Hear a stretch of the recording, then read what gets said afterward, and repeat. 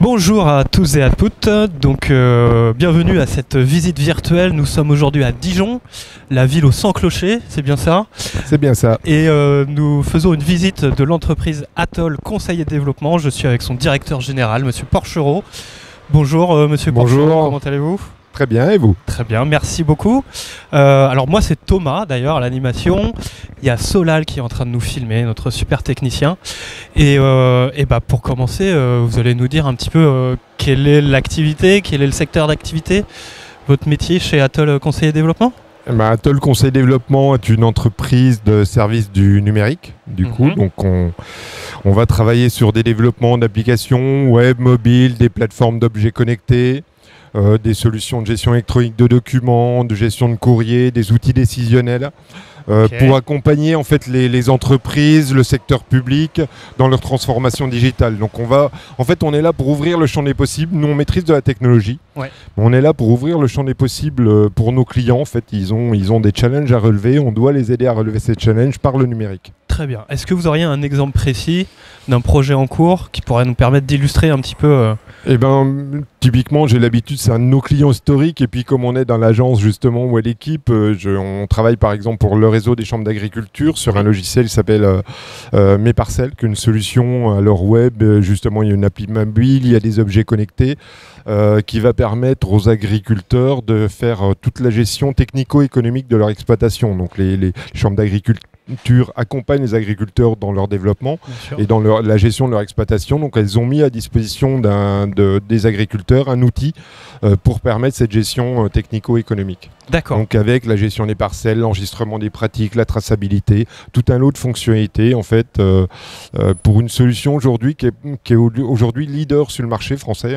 Il y a 40 000 agriculteurs qui utilisent Mes Parcelles pour enregistrer au quotidien leurs interventions. Ok, très bien. Alors si je comprends bien, vous êtes une entreprise de développement web d'applications, des clients comme la chambre d'agriculture. C'est le réseau national en fait des chambres d'agriculture. Très bien, on va venir vous voir pour vous dire on a besoin d'un logiciel pour aider nos agriculteurs et vous faites une fiche technique, un cahier des charges peut-être. On travaille sur leur cahier des charges et on va en fait matérialiser ce cahier des charges avec une offre, un projet, du coup avec un déroulé, un plan d'action pour réaliser le projet et puis un engagement sur le résultat en fait de ce qu'on va livrer. On a beaucoup de prestations en mode engagement. On va faire la même chose pour des clients privés, pour le secteur public, sur des projets de dématérialisation. Ok, c'est très clair, merci beaucoup.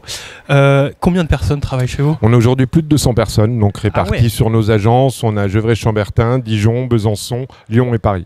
Okay. La majorité de nos collaborateurs sont en Bourgogne-Franche-Comté, sur Dijon, Gevrey-Chambertin et Besançon. Ok, très bien. Donc j'imagine que vous avez plusieurs équipes au sein de l'entreprise. Enfin, s'il y a 200 personnes, c'est évidemment structuré un petit peu. Oui. Il doit y avoir un service commercial pour aller chercher des clients. Oui, tout à fait. Classiquement, une direction commerciale, une direction communication, RH. Et puis après, on a la particularité, notre modèle social s'appuie sur la confiance. Aujourd'hui, on a des équipes très autonomes. Donc, les projets sont gérés par des petites équipes assez autonomes, du coup, qui vont être soit elles ont une spécialisation plus technique, soit une spécialité plus métier. Et puis, elles vont prendre en charge des projets et vont s'organiser au sein de l'équipe pour gérer ce projet-là. Donc, avec des chefs de projet, des architectes, des développeurs, des personnes UX chargées plus de la partie design par exemple, expérience utilisateur. Donc on va adapter en fait la configuration de l'équipe à chaque projet. D'accord, c'est très clair, merci beaucoup. On a beaucoup de jeunes qui nous regardent, ils sont surtout en troisième, ils ont 14, 15 ans. Qu'est-ce que vous auriez à leur dire par exemple pour, je sais pas, les attirer dans votre entreprise pour... Aujourd'hui, le numérique, il y a du numérique partout. Donc déjà, les jeunes, c'est des consommateurs de numérique. Mais aujourd'hui, dans tous les secteurs métiers, il y a du numérique parce qu'aujourd'hui, on prend que ce soit l'automobile, dans tous les secteurs métiers, il y a du numérique. Donc il y a encore des gros potentiels. Ce que je trouve génial dans ce métier, c'est que en fait, il y a beaucoup de créativité. On est là pour amener des solutions, créer de la valeur et trouver des solutions et développer de nouveaux usages usages. Donc il y a beaucoup de créativité. On part d'une page blanche, on va développer un logiciel qui peut être utilisé par des milliers de personnes. Ok. Donc Ouais. il y a beaucoup de créativité, beaucoup de potentialité, et c'est un métier qui évolue beaucoup parce que les technologies évoluent. Et le champ des possibles, du coup, le champ fonctionnel, les nouveaux usages évoluent aussi beaucoup. Je vois. Est-ce qu'il y aurait des qualités particulières à avoir pour travailler chez vous ou dans le numérique particulièrement? Après, je sais que c'est très large et qu'il y a beaucoup de métiers. Donc Ouais, c'est très large. difficile, mais- Après, honnêtement, ce qu'on attend surtout des personnes, mais c'est vrai dans beaucoup d'entreprises, c'est d'être ouvert, c'est cette capacité, l'envie d'apprendre et l'envie de l'engagement en fait qui vont mettre en œuvre au sein de l'entreprise, quoi. Du coup, il y a forcément, après, il y a des qualités techniques et autres, mais il y a des choses qui s'apprennent. Ouais, Mais globalement, le fait d'être ouvert, de collaborer, d'échanger, c'est quelque chose d'assez important au sein de nos équipes. Alors là, on est évidemment à l'entrée de l'entreprise qui se situe en plein cœur de Dijon. Donc Oui, c'est ça. Ouais.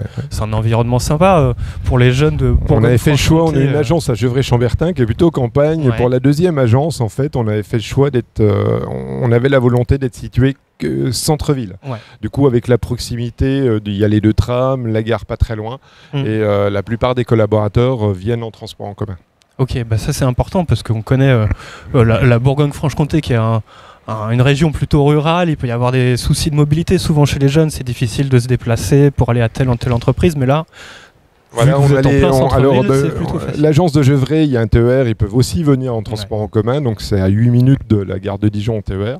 Mais on voulait avoir deux offres différentes, et puis la volonté d'être vraiment à proximité de la gare et du centre-ville, dans le cœur de ville en plus, qui a été refait, qui est magnifique. Donc, Qui est magnifique, je confirme, c'est très, très beau. On avait vraiment Ouais. envie d'être positionné ici et d'avoir une deuxième agence qui avait une offre complètement différente de la première. Ok, c'est super. On va visiter. On va voir Eh bien, l'intérieur. écoutez, avec plaisir. On vous suit. Ouais. Merci beaucoup. Eh bien, nous voici maintenant dans les locaux de Atoll Conseil et Développement. On vient d'entrer et on rencontre tout de suite David qui est facilitateur technico-fonctionnel. Alors ça, il y a beaucoup de choses. On va expliquer et simplifier un petit peu tout ça pour les élèves qui nous regardent, qui sont en troisième. Vous allez nous expliquer un petit peu plus précisément votre métier. Moi, mon rôle de facilitateur technico-fonctionnel, c'est d'être entre l'équipe de développement et l'équipe métier, donc l'équipe client. En l'occurrence, moi, je travaille avec des clients agricoles. Ouais. Donc, mon rôle, c'est de vulgariser, on va dire, le métier agricole et de le transformer en un vocabulaire numérique pour que les développeurs sachent quels sont les objectifs, ce qu'ils doivent faire, pourquoi ils doivent développer telle ou telle chose.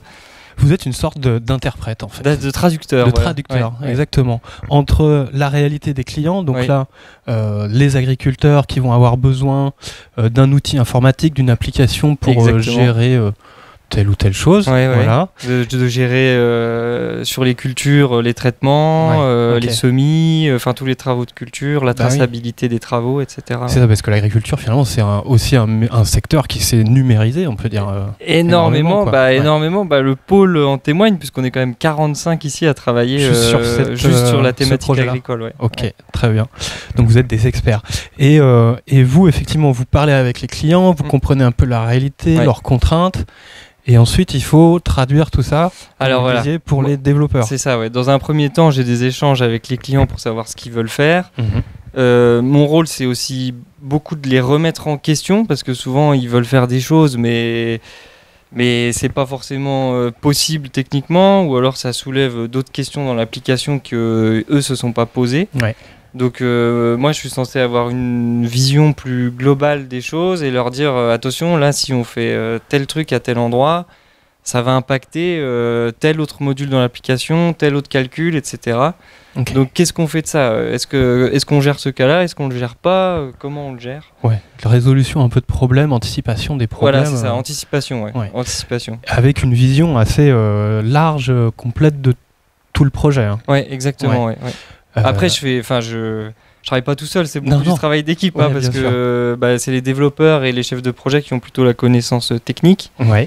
Et du coup, moi, je travaille beaucoup avec eux sur les projets de manière récurrente pour leur dire bon, voilà, j'ai eu telle réunion avec le client, il voudrait faire telle chose, est-ce que tu penses que c'est possible ? Si c'est pas possible, qu'est-ce qu'on peut lui proposer, et après je réoriente aussi les besoins clients par rapport à ce qu'on est capable de faire ou ce qu'on n'est pas capable de faire, quoi. Ok, trop bien. Ça fait combien de temps que vous faites ça? Ça fait 1 an et demi. 1 an et demi? Oui. C'est assez récent, C'est du coup, très ça fait récent. pas très long. Ouais. C'est votre première expérience Non. professionnelle? Non. Non, avant, donc je suis issu d'une école d'ingénieur généraliste, et avant je travaillais dans une cave coopérative dans le milieu viticole, en fait. D'accord. Voilà.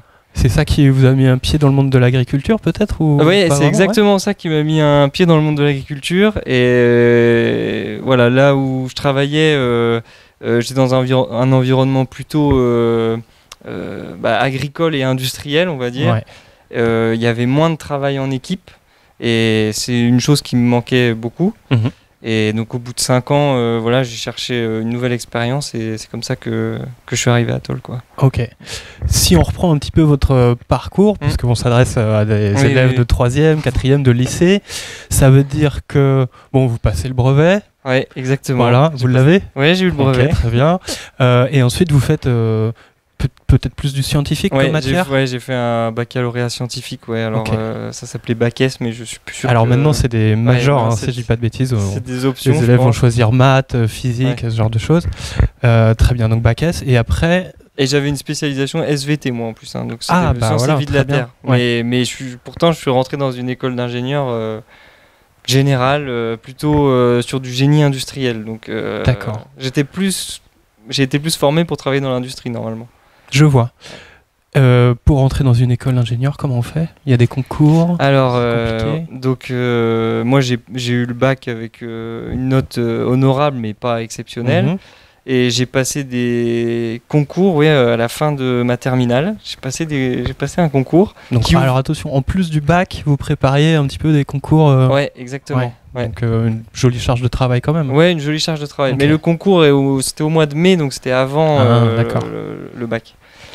Et le concours que j'ai fait, ça s'appelait Polytech, et ça ouvrait la porte à plusieurs écoles, une 20aine ou 25, je sais plus exactement. Mais, je vois. Mais voilà, c'était un concours qui ouvrait la porte à plusieurs écoles, et moi, après, j'ai réussi le concours et je suis rentré dans une école d'ingénieur, mais avec une prépa intégrée. Donc j'ai pas fait une classe préparatoire aux grandes écoles dans un lycée. Je suis vraiment rentré tout de suite en école d'ingénieur et j'y suis resté 5 ans, quoi. Ouais, c'est ça. Pour ceux qui nous écoutent, c'est vrai qu'il y a deux solutions. Soit des écoles d'ingénieurs, comme vous venez de le dire, avec des classes préparatoires intégrées qui vont finalement nous préparer aux matières qu'on va voir en bac plus 3, plus 4, plus 5. Exactement. Ou alors, on rentre dans un lycée, une prépa mathématiques. Voilà, et il y a maths, physique, c'est ça. Il y a plusieurs et après, c'est là qu'on passe les concours pour intégrer bac plus 3, 4, 5 au sein des écoles. Ouais, on passe un concours au bout de 2 ans et après on a accès à plein d'écoles toutes les écoles d'ingénieurs ne proposent pas des prépas intégrés. Je vois. Donc il y a certaines écoles qui sont accessibles que si on fait une classe préparatoire aux grandes écoles dans un lycée et qu'après on passe le concours. Ok. Et voilà. Je vois. Et votre quotidien ici, chez Atoll et Conseil Développement, c'est quoi une journée type? Alors, une journée type... Vous arrivez à quelle heure le matin? C'est tôt? Ça dépend si je vais courir ou pas avant. Ah, ok. Bon, vous avez le temps de courir parfois, c'est déjà pas mal. Oui, non, j'ai le temps de courir, oui. Soit j'arrive aux alentours de 8h15, 8h30. Si je vais courir, c'est plus 9h15, 9h30. Ok, il n'y a pas d'horaire fixe où il faut pointer? Non. Alors, on a une flexibilité qui est quand même assez énorme à Atoll. On a un temps de travail à respecter, mais par contre, on peut arriver jusqu'à 9h30 maximum le matin. Et on a une plage horaire entre 9h30 et 11h30. Tout le monde est obligé d'être au travail. D'accord. Et entre 14h et 16h, si je dis pas de bêtises, c'est pareil, l'après-midi, tout le monde est obligé d'être au travail. D'accord. Mais si vous voulez prendre une pause de 2 heures le midi ou de venir plus tard le matin ou beaucoup plus tôt et de partir à 16h le soir, il n'y a pas de souci, quoi. Ouais, très clair. Mais c'est bien, ça, c'est quelque chose que vous appréciez, j'imagine. Ouais, à fond. Un peu de souplesse, de flexibilité. Ouais. Télétravail, ça, vous en faites aussi un peu parfois ou... Moi, j'en fais pas, mais c'est un choix de ma part. Ouais. Voilà. Vous préférez être avec les collègues? Surtout que j'ai beaucoup de relations. Enfin, avec les clients, c'est beaucoup en visio quand même, parce que depuis le Covid, on fait quand même beaucoup de visio. Mais avec les développeurs, du coup, comme il y en a beaucoup qui sont là, moi je préfère être avec eux. Si j'ai une question, on discute facilement ensemble, donc c'est plus facile pour moi d'être présent que d'être en télétravail. Ouais, je me mets en télétravail quand j'ai vraiment du travail de rédaction à faire. Ok. En fait. D'accord. Pour être au calme. Bah oui, parce que votre métier, ça consiste à parler à tout le monde, en fait. Ouais. C'est ça. Et à rédiger. Ouais, oui. Ok. Parce qu'après, moi, je rédige. Donc, j'aide le client à rédiger son cahier des charges. Ouais. Un cahier des charges, on peut expliquer en quoi ça consiste ? En fait, un cahier des charges, c'est un document dans lequel le client va dire moi, je voudrais que l'application, elle fasse telle chose, qu'elle ait tel comportement dans ce cas-là, qu'elle ait tel autre comportement dans ce cas-là, qui est un menu ici, qui est un autre menu ici. Il va y avoir, dans le cahier des charges, il va y avoir du texte, il va y avoir des images, des maquettes de ce que le client veut. Et donc, suivant les clients, le cahier des charges, il est plus ou moins abouti. Ouais. Parce qu'il y en a qui vont très très loin, ils savent exactement ce qu'ils veulent et c'est très précis, il y a tout consigné dans le cahier des charges. Et il y a d'autres clients, et c'est surtout là où j'interviens généralement, où les cahiers des charges ne sont pas si aboutis, et il y a encore plein de questions en suspens. Ouais. Et du coup, c'est là qu'il faut proposer des maquettes, il faut écrire des choses et leur dire est-ce que ça te convient, est-ce que ça ne te convient pas. Et une fois que le cahier des charges est rédigé, il y a un deuxième document. Qui je sais pas si je vais trop loin. Non, c'est le cahier des clauses techniques, c'est pas ça ? Spécifications fonctionnelles et techniques. Ouais. Spécifications fonctionnelles et techniques, ouais. Ok. Et là, c'est le document, c'est la feuille de route du développeur, quoi. D'accord. Et il rassemble en gros des besoins, donc ce qu'on appelle fonctionnels. Donc c'est vraiment fonctionnel, c'est je veux ça, l'application doit fonctionner comme ça. Ok.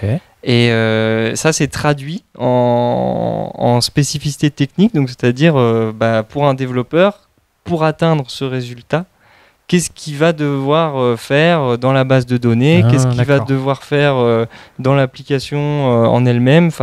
C'est sa feuille de route. C'est sa feuille de route. Okay, super. C'est son guide, quoi. Très clair. Parfait, merci beaucoup. C'était super intéressant. On va continuer, nous, notre petite visite chez Atoll Conseil et Développement. On va aller voir d'autres métiers, d'autres personnes. Donc, merci encore. Super, pas de souci. Voilà. Merci à vous. Bonne journée. Et puis, bonne journée à tout le monde. Au revoir. On continue notre visite de Atoll et Conseil et Développement. Tout de suite, on va aller un petit peu plus loin dans l'open space de la société. Vous allez voir à quoi ça ressemble. C'est une entreprise moderne avec des bureaux assez jolis qui donnent envie. Et puis, on a rendez-vous avec Colline. Bonjour Colline, comment allez-vous ? Très bien. Très bien. Alors voilà un micro. Merci. Bonjour. Bonjour. Donc, alors que faites-vous chez Atoll Conseil et Développement ? Alors moi, je suis chef de projet depuis le début de l'année. J'ai rejoint l'entreprise en début d'année 2022. Ok. Et auparavant, j'étais déjà chef de projet, mais en tant que consultante dans l'entreprise Altran. Altran, ok, voilà, ça me dit quelque chose. Ça. Capgemini maintenant. Capgemini, voilà. Ok, très cool. C'est un peu grossi. C'est noté. Et ça consiste en quoi, chef de projet Chef de projet, ça consiste en beaucoup de choses. C'est-à-dire qu'en fait, donc moi je suis chef de projet avec un S, puisqu'actuellement j'en ai plusieurs au sein de mon portefeuille, on va dire. Ouais. Donc du coup, le but quand on est chef de projet, c'est de mener le projet de A à Z, d'avoir une équipe que l'on encadre tous les jours, d'aussi assurer bien entendu la communication, les relations avec le client. Ouais. Pour s'assurer que tout est bien compris et de la part de l'équipe de développement et de la part du client. Donc c'est vraiment nous qui faisons le lien entre les deux finalement. Ouais. Et c'est aussi bien sûr respecter les budgets qu'on nous accorde, que le client nous accorde, de faire attention à ne surtout pas les dépasser. Okay. Et également bien entendu les délais, de pouvoir gérer les délais du projet, s'assurer surtout que celui-ci arrive à temps et en heure. Surtout que la plupart du temps, on a quand même des contraintes projets assez fortes, notamment dans le domaine de l'agriculture, avec tout ce qui est les périodes de PAC, politique agricole commune. Ah oui, oh là là, politique européenne. Voilà, vous avez dû en entendre parler. Oui, donc, un petit peu. Okay. Donc j'ai travaillé sur un projet où justement on avait cette contrainte. Donc on n'a pas eu d'autre choix que de livrer en temps et en heure. D'accord. Oui, donc il y a un peu de pression parfois. pour de la bonne tenir les délais. Ouais, de la bonne pression, c'est pas... Très bien. Ça va. Donc en effet, il y a beaucoup de choses. Alors, vous encadrez une équipe, si je comprends bien. C'est ça. De combien de personnes? Ça dépend des projets, mais on va dire que ça va de 4 à 6 personnes la plupart du temps. D'accord. Pour chaque projet, l'équipe peut être changée, remodelée. ouais, c'est ça. On est tout à fait multi-projets au sein du plateau Agri-Agro au-dessus. Donc du coup, on peut récupérer des ressources par-ci par-là en fonction, bien entendu, du besoin des technologies utilisées, puisque chaque développeur a aussi un petit peu sa spécialité généralement. D'accord. Donc voilà. Ok. Mais donc vous avez plein de cordes à votre arc. Vous faites plein de choses assez différentes finalement. Vous avez fait quoi comme études pour en arriver là? Alors moi j'ai fait des études de communication. D'accord. Donc ok. du coup je suis pas trop dans le milieu de l'informatique, si quand même, parce que moi c'était notamment de la communication numérique. D'accord. Donc c'était très axé réseaux sociaux, en tout cas animation de communauté. Ouais. Donc c'est ce que j'ai fait jusqu'à mon master 2. Ok. Et mon master 2 je l'ai fait en alternance, ce qui m'a permis de rentrer dans le milieu professionnel beaucoup plus vite que les masters classiques, on va dire. Et je l'ai fait au sein de l'entreprise Essilor. D'accord. À Dijon. Du coup, plus dans la partie communication, mais je faisais déjà malgré tout un petit peu de chefferie de projet dans la com, mais bon, c'était un petit peu lié. Et donc c'est comme ça que à la fin de mes études, je me suis plus orientée vers la chefferie de projet que la communication. Je vois. Ça sert toujours, de toute façon. Ouais, bah, comme quoi... Ça, c'est pas vraiment une reconversion professionnelle, c'est une évolution un peu de carrière. Bah, on se dit que comme on fait des métiers de com, on est obligé d'aller dans la communication, enfin des études, oui, pardon. c'est ça. Mais finalement, plein d'autres portes peuvent être ouvertes. En fait, il ne faut pas se stresser en se disant si je choisis ça, je vais faire que ça toute ma vie. Il n'y a pas une filière qui permet de faire uniquement un métier, on peut en faire. Ouais, c'est ça. Vous, au bout de 3-4 ans, ça y est, vous aviez déjà changé un petit peu de métier. Bon, bah, c'est plutôt rassurant pour tous ceux qui nous écoutent. Oui. Donc, oui, vous avez fait un Master 2 en alternance. Oui. C'est quelque chose que vous recommanderiez aux élèves? Tout à fait. Ouais.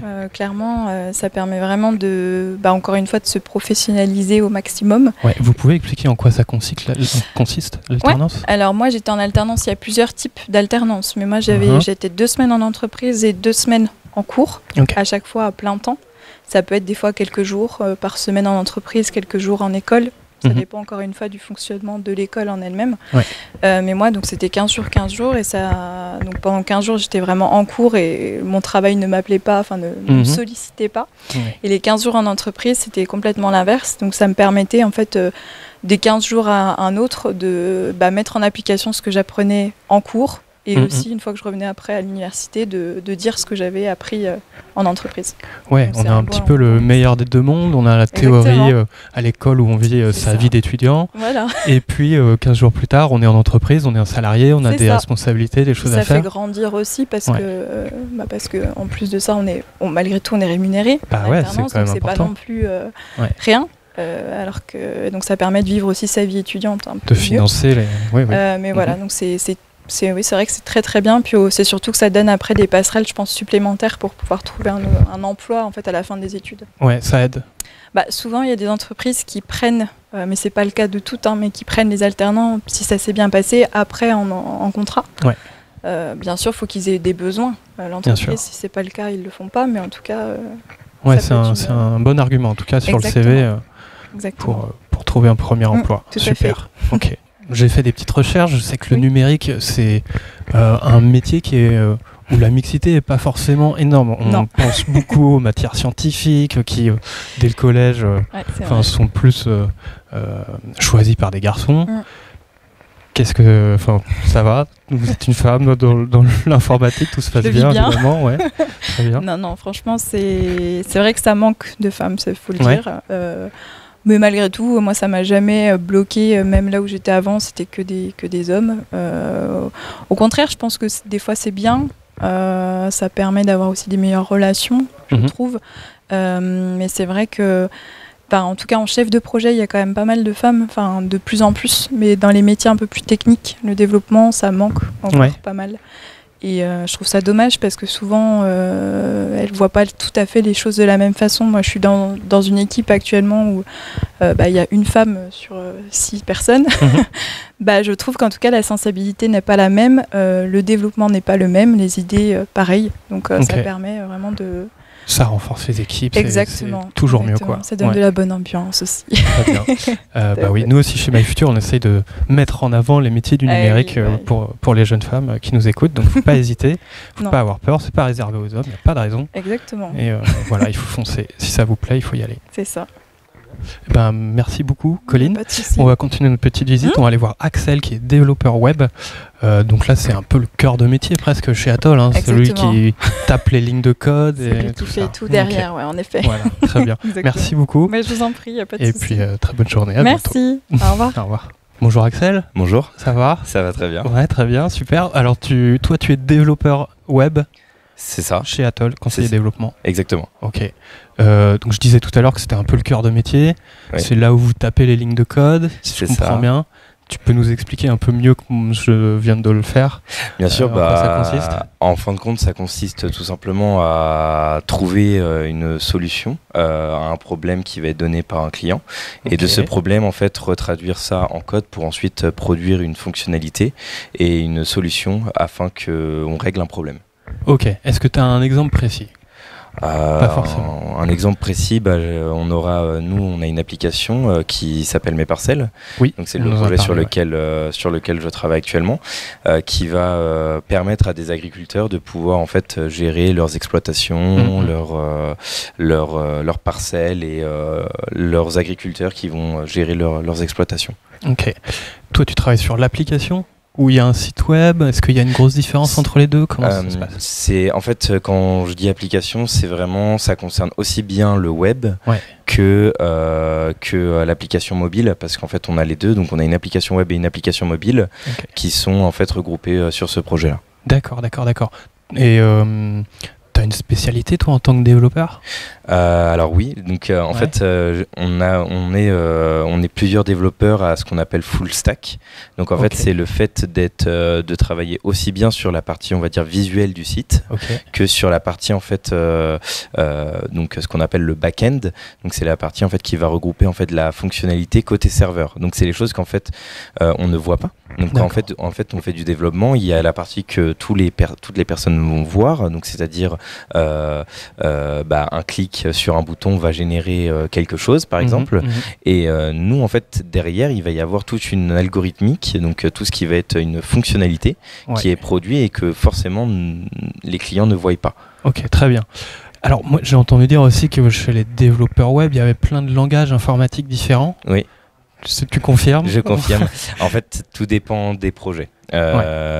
Disons que quand on est développeur, on va commencer d'abord généralement par un ou deux langages.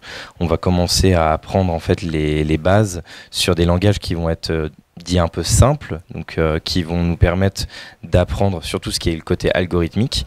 Mais au final, c'est toujours la même chose. En fait, c'est comme une langue. C'est comme une langue. Une fois qu'on a commencé à apprendre en fait les rudiments de la langue, les syntaxes ou la grammaire un peu, au final, ça va se retrouver à être toujours la même chose.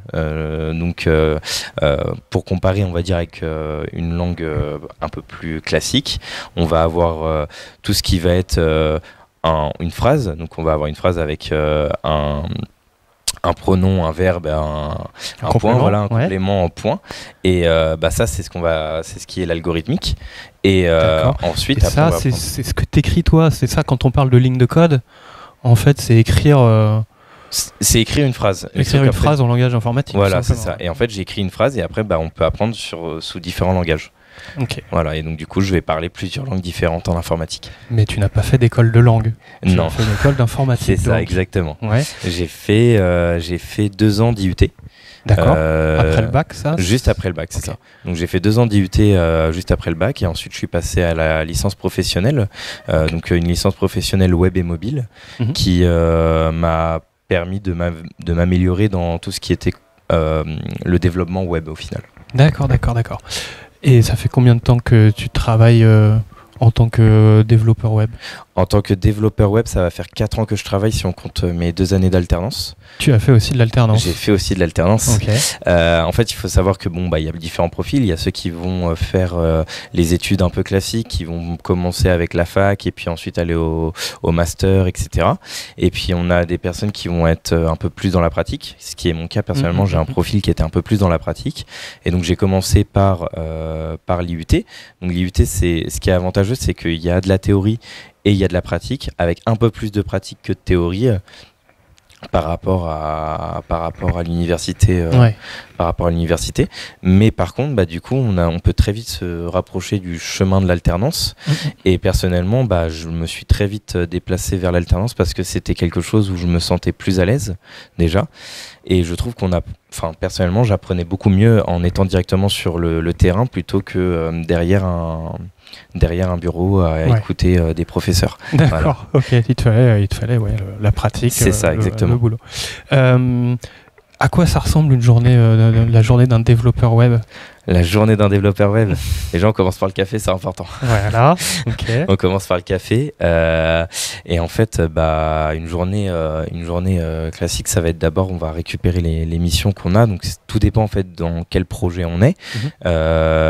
Mais ça va être, on allume l'ordinateur et puis on regarde donc on a un cahier des charges. Donc généralement qu'on retraduit via des spécifications. Donc les spécifications sont un peu plus détaillées qu'un cahier des charges. Pour expliquer, en fait, le client va nous donner un cahier des charges, mais lui va nous dire je veux telle fonctionnalité, telle fonctionnalité, telle fonctionnalité.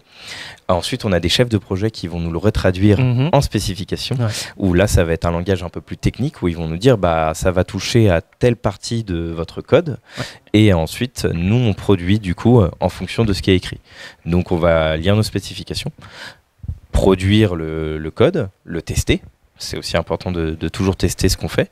Et une fois qu'on a validé toute cette partie-là, on va en fait envoyer notre code sur une plateforme où tous les autres développeurs en fait de notre équipe ont accès. Et eux vont pouvoir ensuite regarder et nous faire en fait ce qu'on appelle une review. Donc c'est en fait ils vont relire notre code et nous faire des commentaires sur le code. Donc si c'est très bien, ils vont juste nous dire on valide et c'est bon, tu peux envoyer pour qu'on puisse le tester sur des serveurs, donc que les clients puissent y avoir accès. Ou alors ils vont nous dire en fait cette partie-là de ton code ne va pas. Essaye de le modifier de cette façon-là, peut-être ça marcherait mieux. Et après soit il y a une discussion avec le développeur qui a fait la remarque, soit en final on va juste apporter la correction et au fur et à mesure des discussions on essaie de générer un code qui est le plus qualitatif possible pour que pour la suite ça soit plus simple pour les autres développeurs aussi et aussi pour le client. Je vois. Il y a eu beaucoup de termes anglais. Ah oui. Ouais. Tu peux nous en dire un mot? C'est vrai que pour le coup maintenant j'en suis à un stade où je fais plus trop attention. Des fois je me laisse emmener par les mots anglais.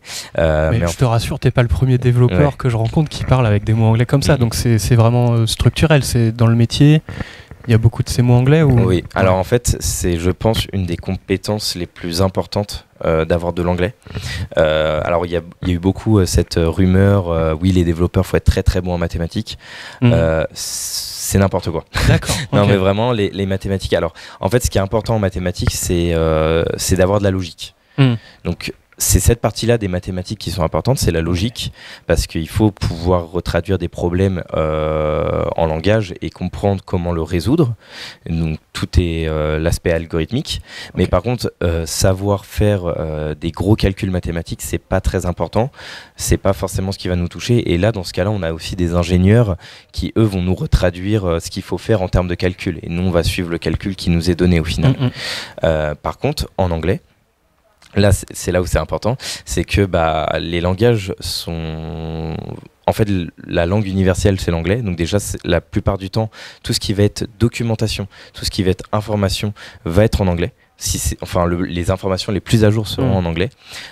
Et généralement, on dit toujours en tant que développeur que si l'information est arrivée en française, c'est qu'elle est déjà obsolète. Ah, elle a été traduite, elle a été déformée par rapport à l'origine un peu. Ça peut être ça, mais c'est plus en fait que si ça sort en français, c'est qu'il y a déjà une nouvelle mise à jour qui est en anglaise et qu'on peut récupérer déjà un peu plus loin. Donc en fait, il faut l'anglais est super important. Après, c'est de l'anglais qui est, une fois qu'on est dedans, se comprend facilement en fait. C'est les mêmes mots mots qui reviennent souvent. C'est les mêmes mots qui reviennent souvent, etc. Ouais. Exactement. Donc c'est important, mais il ne faut pas se stresser non plus et on ne fait pas des dissertations en anglais. Non, il ne faut pas non plus savoir faire des dissertations, mais juste comprendre l'essentiel. Oui. Ok, je vois. Qu'est-ce que tu pourrais dire à des jeunes qui nous regardent, qui seraient tentés par ce métier de développeur informatique, mais sans être trop sûr? Enfin, qu'est-ce qui... Je pense qu'il c'est un travail où il faut être quand même intéressé. Je dirais pas forcément passionné. Ça c'est, je pense juste qu'il faut être très intéressé par la tech et il faut avoir envie en fait d'apprendre. C'est un métier où on apprend tous les jours. On n'est jamais, on ne fait jamais la même chose et du coup, c'est une compétence primordiale de savoir apprendre. Ok. Voilà. Se former tout seul, quoi. De savoir se former tout seul, c'est important, et d'avoir envie aussi. Ouais. C'est surtout ça qui est important, d'apprendre. Super. Voilà. C'était très clair. Je te remercie. Merci. Je te souhaite une bonne continuation. Et puis on va continuer nous notre visite de Atoll Conseiller Développement. Bonjour Laetitia. Bonjour. Donc tu travailles aux ressources humaines chez Atoll Conseiller Développement. Ouais. Tu peux nous expliquer en quoi ça concerne, les ressources humaines? C'est vrai que je crois qu'il y en a un peu dans toutes les entreprises, presque. Donc voilà, les ressources humaines dans une entreprise de l'informatique, est-ce qu'il y a une spécificité ou en tout cas nous dire en quoi ça consiste effectivement? Alors donc je suis chargée de recrutement chez Atoll Conseiller Développement. Ouais. Donc je travaille au sein du service ressources humaines. D'accord. Qui est composé donc de Lorraine Loiseau, notre DRH, Barbara Franco, chargée de développement de ressources humaines, et Swan Favretto, qui nous accompagne aussi dans nos missions RH en tant qu'alternant. D'accord. Voilà. Ok. Le service RH, en quoi ça consiste? C'est surtout c'est une fonction support. Donc on accompagne l'entreprise sur des missions liées à nos collaborateurs, donc de l'intégration, et puis on l'accompagne tout au long de son parcours de vie professionnelle au sein de l'entreprise. Ok.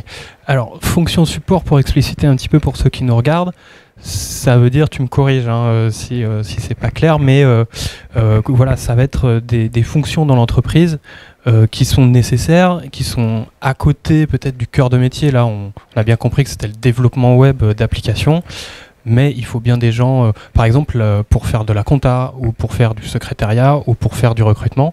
Donc c'est des choses qui sont nécessaires à l'entreprise, qui sont à côté, et qui aident à accompagner l'activité. C'est tout à fait. À peu près ça? Oui, c'est ok, ça. Très bien. Et donc toi, plus spécifiquement, chargé de recrutement? C'est ça. Donc moi, j'accompagne essentiellement les équipes sur leurs besoins en recrutement. Donc mon métier, c'est avant tout d'identifier les futurs talents de Atoll. Ok, comment on fait? Nous rejoindre. Eh bien, ça passe par des annonces de recrutement qu'on publie sur les sites de recrutement, par de la visibilité aussi sur différents réseaux sociaux. Nous rendre visibles auprès des potentiels candidats. Pour donner envie, quoi. Donner envie, exactement, de nous rejoindre. Et puis ensuite, une fois qu'on a reçu des CV, c'est rencontrer les candidats, pouvoir échanger avec eux, qu'on puisse faire connaissance avec eux, qu'ils puissent mieux nous connaître aussi, et puis voir si ça peut matcher ensemble une future collaboration. Bah oui. C'est vrai que les entretiens d'embauche, ça fait toujours un petit peu peur. Je suis sûr qu'il y a des collégiens, des lycéens qui se disent que c'est un moment qu'ils n'ont pas très envie de vivre, mais c'est nécessaire. Exactement. Est-ce que toi, tu as des conseils pour passer un bon entretien de recrutement? Pas trop se stresser, préparer, comment? On peut mieux faire face au stress en se préparant aux entretiens. C'est se renseigner sur l'entreprise, sur le poste en question, bien préparer son projet professionnel, ses qualités, qu'est-ce qu'on peut apporter à l'entreprise. C'est vraiment ça. Ok. Et comment ça se déroule un entretien d'embauche avec toi, par exemple? Alors, nous, les entretiens, on les fait avec les managers d'équipe et une personne qui a plus un rôle technique aussi, pour pouvoir échanger sur la partie technique, compétences techniques du candidat. Et un entretien, l'idée, c'est d'échanger sur le parcours du candidat, sur ce qu'il aime, ses motivations, son projet, et puis aussi pouvoir l'aider à se projeter chez nous. Donc parler de l'entreprise, des équipes, des projets, de ce que l'on fait, de l'ambiance de travail aussi, et de ce qu'on peut lui apporter. Ok, ouais, très bien. Et donc, alors si on continue, une fois que tu as fait passer un entretien, tu fais passer des entretiens à plusieurs candidats. Tout à fait. Voilà, après, il y a j'imagine tu débriefes avec les équipes techniques de management, vous désignez le meilleur candidat. Et puis voilà, c'est parti, l'embauche et ça commence. Exactement, c'est ça. Ouais. Et puis donc on accueille le futur salarié, il y a tout un parcours d'intégration pour que ça se passe au mieux pour lui. Ça peut être des formations, on a des petits déjeuners d'intégration aussi. Oh, sympa. Exactement, pour créer des promotions de nouveaux arrivants. D'accord.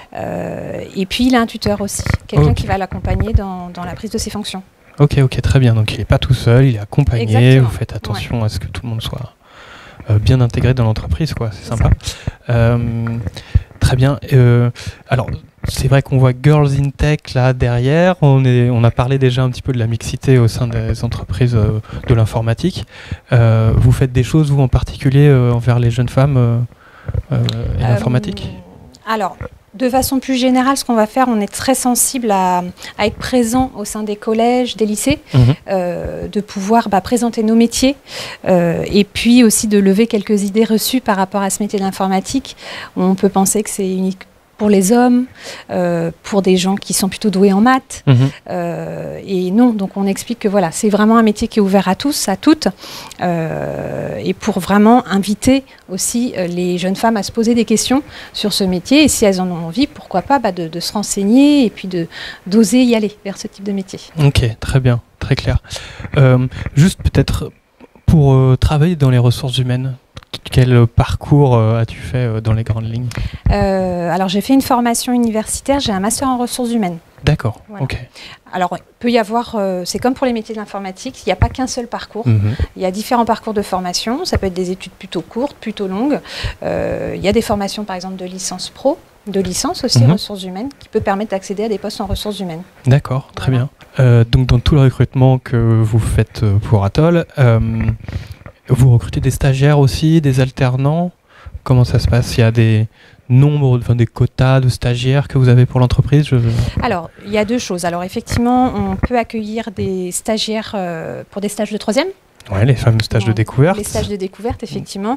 On en a environ 10 par année. On accueille 10 par année. Ok, c'est pas mal. Et ensuite, pour des stages dans le cadre de formation et des alternants également, on accueille ce type de public. Donc on va être, cette année par exemple, on accueille 18 stagiaires et 14 alternants. Ah oui, d'accord. Voilà. On s'inscrit vraiment comme une entreprise apprenante. C'est vraiment important pour nous de pouvoir accueillir des jeunes, les accompagner, les former, les faire découvrir ce métier. C'est vraiment ça fait partie de nos valeurs. Ouais, c'est très intéressant. Et ça vous arrive de souvent embaucher les stagiaires ou les alternants qui ont travaillé chez vous ? Oui, tout à fait. Par exemple, cette année, on a recruté 6 alternants qui sont passés en CDI chez nous. D'accord. Ouais. Donc c'est gagnant-gagnant déjà pour l'entreprise, pour le salarié, l'alternant. Ouais. Il est déjà un peu intégré dans l'entreprise, il connaît la manière de faire, les outils. Exactement. Donc c'est quelque chose qui est apprécié, en tout cas d'un point de vue des ressources humaines, quoi. Tout à fait. Ok, super. Pour terminer, quel serait votre conseil pour des jeunes qui nous regardent, qui sont intéressés, pas nécessairement que par l'informatique d'ailleurs, ça peut être les ressources humaines ou d'autres métiers. Vous, en tant que spécialiste de recrutement, du coup, qu'est-ce que vous auriez comme conseil ? Moi, je conseille surtout, c'est la découverte, d'aller rechercher des informations. Donc déjà, Internet propose énormément de choses à ce niveau-là. Sur YouTube, on a des témoignages de professionnels. Ouais. Donc ça permet déjà d'avoir un peu plus une idée concrète par rapport à des fiches métiers. On peut avoir des choses un peu généralistes. Les témoignages permettent de voir ce que font concrètement les gens. D'aller rencontrer autour de soi aussi des personnes qui font différents métiers, à les interroger sur ce qu'ils font, leur quotidien. C'est vraiment aller à la rencontre de différents professionnels, d'échanger avec eux, de faire des stages d'immersion aussi pour découvrir les métiers. C'est vraiment, je pense, ce qu'il faut. Donc on s'informe sur Internet, pas se perdre non plus dans la masse d'informations et privilégier aussi du concret, les témoignages, les rencontres, le réseau en fait, essayer de... Privilégier aussi ses envies. Oui, bien sûr. Être à l'écoute de ce qu'on a envie, de ne pas se freiner avec des idées préconçues. Tel domaine, c'est plutôt pour tel type de profil. Voilà.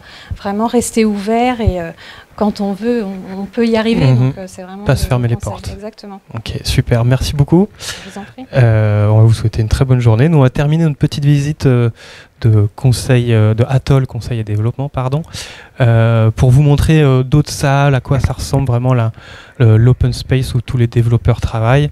Nous, on ne va pas y aller poser des questions parce qu'on va les déranger dans leur travail. Donc, on va vous proposer des petites images. Restez avec nous et puis à très bientôt. Merci.